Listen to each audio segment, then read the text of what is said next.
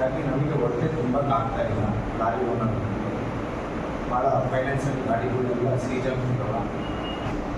ಎಲ್ಲರೂ ನಾನು ಈ ಶ್ರೀನಿವಾಸರು ಹಿರಿಯರು ಪೆದ್ದಣ್ಣ ಮನೆಯವರು ವಿಶ್ವನಾಥನವರು ಸಂತೋಷಣ್ಣನವರು ಮತ್ತು ಪೂಜಾದೇವಿ ಶ್ರೀನಿವಾಸನವರು ನಮಗೆ ಸ್ಟ್ರೈಕನ್ನು ಮಾಡಬೇಕಂತ ಹೇಳಿದ್ದಾರೆ ಸರ್. ಪ್ರಧಾನಮಂತ್ರಿ ನಾವು ಡೀಸೆಲ್ ರೇಟ್ ಜಾಸ್ತಿ ಆಗಿದೆ ಮತ್ತು ಈ ಲಾರಿಗಳು ಭಾಳ ಬಳ್ಳಾರಿ ಜಿಲ್ಲೆಯಲ್ಲಿ ಸಾಕಷ್ಟು ಇದಾವೆ ಸರ್. ಒಟ್ಟಾರೆ ಕರ್ನಾಟಕದಲ್ಲಿ ಭಾಳ ಕಡಿಮೆ ಬಾಡಿಗೆ ಕೊಡ್ತಿದ್ದಾರೆ.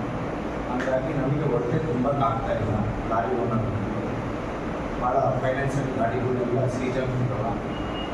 ನಾವು ಸರ್ಕಾರ ವಿರುದ್ಧ ಮಾಡಬೇಕನ್ನೋದು ಉದ್ದೇಶ ಇಟ್ಕೊಂಡು ಮಾಡ್ತಾ ಇಲ್ಲ. ಡೀಸೆಲ್ ರೇಟು ಜಾಸ್ತಿ ಆಗ್ತಿದೆ. ಆ ಡೀಸೆಲ್ ರೇಟು ಜಾಸ್ತಿ ಆಗ್ತಿದೆ ಅಂದರೆ ಈಗ ನಾವು ಏನು ಎಲ್ಲ ಟಿಫನ್ ಮಾಡೋದು ಜಿ ಎಸ್ ಟಿ ಬಂದಿದೆ. ಪ್ರತಿಯೊಂದು ಬಟ್ಟೆ ಆಗಲಿ ಹೋಟೆಲ್ ಆಗಲಿ ಎಲ್ಲದಕ್ಕೂ ಜಿ ಎಸ್ ಟಿ ಬಂದಿದೆ.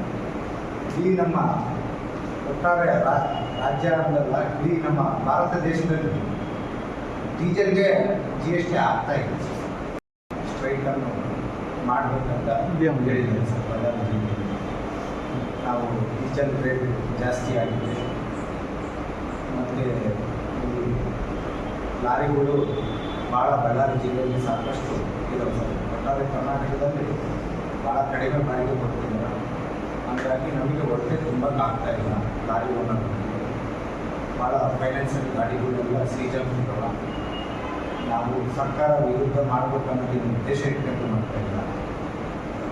ಡೀಸೆಲ್ ರೇಟು ಜಾಸ್ತಿ ಆಗ್ತಿದೆ.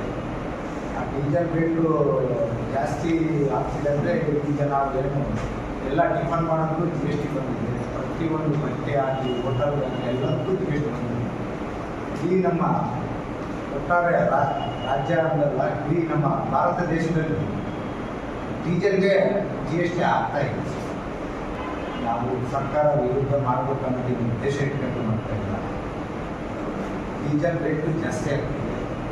ಆ ಡೀಸೆಲ್ ರೇಟು ಜಾಸ್ತಿ ಆಗ್ತಿದೆ ಅಂದರೆ ಈಗ ನಾವು ಏನು ಎಲ್ಲ ಟಿಫನ್ ಮಾಡೋದು ಜಿ ಎಸ್ ಟಿ ಬಂದಿದೆ. ಪ್ರತಿಯೊಂದು ಬಟ್ಟೆ ಆಗಲಿ ಹೋಟೆಲ್ ಆಗಲಿ ಎಲ್ಲದಕ್ಕೂ ಜಿ ಎಸ್ ಟಿ ಬಂದಿದೆ.